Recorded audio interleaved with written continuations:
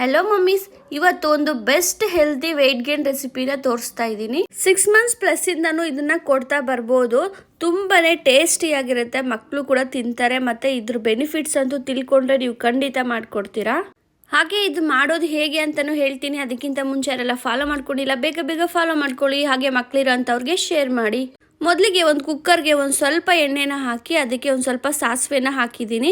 ಎಣ್ಣೆ ಯಾವುದು ಅಂತ ಅಂದರೆ ನಾನು ನೆಕ್ಸ್ಟ್ ವೀಡಿಯೋದಲ್ಲಿ ಹೇಳ್ತೀನಿ ನಮ್ಮ ಪಾಪುಗೆ ಯಾವ ಥರ ಎಣ್ಣೆ ಯೂಸ್ ಮಾಡ್ತಿದ್ದೀನಿ ಅಂತ.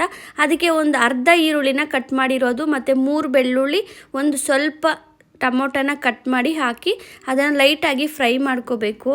ಅದಕ್ಕೆ ಒಂದು 3 ಎಲೆ ಆಗುವಷ್ಟು ಕರಿಬೇವಿನ ಸೊಪ್ಪನ್ನ ಹಾಕಿದ್ದೀನಿ. ಕರಿಬೇವಿನ ಸೊಪ್ಪು ಆದಷ್ಟು ಯೂಸ್ ಮಾಡಿ, ಮಕ್ಕಳಿಗೆ ತುಂಬಾ ಒಳ್ಳೆಯದು.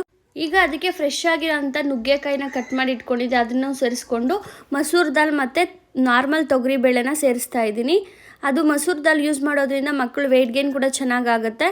ಹಾಗೆ ಅಕ್ಕಿನ ಎಷ್ಟು ಬೇಕೋ ಕ್ವಾಂಟಿಟಿ ನೋಡಿಕೊಂಡು ಅಷ್ಟು ಅಕ್ಕಿನ ಸೇರಿಸ್ಕೊಂಡು ಲೈಟಾಗಿ ಫ್ರೈ ಮಾಡಿ ಅದಕ್ಕೆ ನಿಮಗೆ ಬೇಕಾದಷ್ಟು ನೀರನ್ನ ಸೇರಿಸ್ಕೊಳ್ಳಿ. ಯಾಕಂದರೆ ಮಕ್ಕಳಿಗೆ ಸ್ಮೂತಾಗಿ ಮಾಡಿಕೊಡ್ಬೇಕಾಗುತ್ತೆ ರೈಸು. ಆದಷ್ಟು ಸ್ವಲ್ಪ ನೀರನ್ನ ಜಾಸ್ತಿನೇ ಹಾಕ್ಕೊಳ್ಳಿ.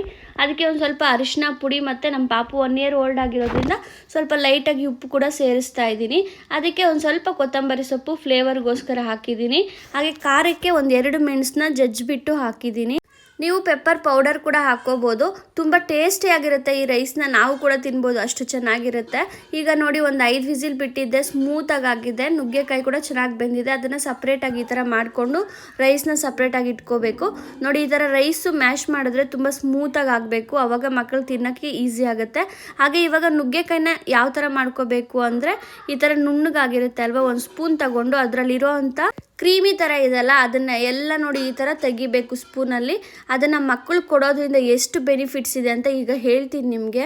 ಅದನ್ನು ಎಲ್ಲ ತೆಗೆದಾದ್ಮೇಲೆ ಇವಾಗ ನಾವೇನು ತೆಗ್ದಿದ್ದೀವಿ ಆ ಕ್ರೀಮಿ ಟೈಪ್ ಇರೋದನ್ನ ಅದನ್ನು ಕೂಡ ಸ್ಮ್ಯಾಶ್ ಮಾಡಿ ರೈಸ್ ಜೊತೆ ಮಿಕ್ಸ್ ಮಾಡಿ ತಿನ್ನಿಸಿದ್ರೆ ಟೇಸ್ಟು ಕೂಡ ಚೆನ್ನಾಗಿರುತ್ತೆ. ಬೆನಿಫಿಟ್ಸ್ ಈಗ ಹೇಳ್ತೀನಿ, ತುಂಬಾ ಬೆನಿಫಿಟ್ಸ್ ಇದೆ. ಮತ್ತು ನುಗ್ಗೆಕಾಯಿಯಲ್ಲಿ ವಿಟಮಿನ್ಸ್ ಮತ್ತು ಮಿನರಲ್ಸ್ ತುಂಬಾ ಇದೆ. ಇದೆಲ್ಲ ಮಕ್ಕಳು ಓವರ್ ಆಲ್ ಬಾಡಿ ಗ್ರೌತ್ ಮತ್ತು ಡೆವಲಪ್ಮೆಂಟ್ಗೆ ತುಂಬಾ ಹೆಲ್ಪ್ ಆಗುತ್ತೆ. ಇಮ್ಯೂನ್ ಸಿಸ್ಟಮ್ ಕೂಡ ಚೆನ್ನಾಗಿರುತ್ತೆ. ಮಕ್ಕಳು ಟೀತ್ಗೂ ಕೂಡ ತುಂಬಾ ಒಳ್ಳೆಯದು. ಇನ್ನು ನಾನು ಮಸೂರ್ ದಾಲ್ ಯೂಸ್ ಮಾಡಿದ್ದೀನಿ. ಇದು ಕೂಡ ಒಂದು ವೆಯ್ಟ್ ಗೇನ್ಗೆ ಒಳ್ಳೆ ಬೇಳೆ ಅಂತಲೇ ಹೇಳ್ಬೋದು. ನೀವು ಬೇಕಂದರೆ ಮೂಂಗ್ ದಾಲ್ ಕೂಡ ಯೂಸ್ ಮಾಡ್ಬೋದು.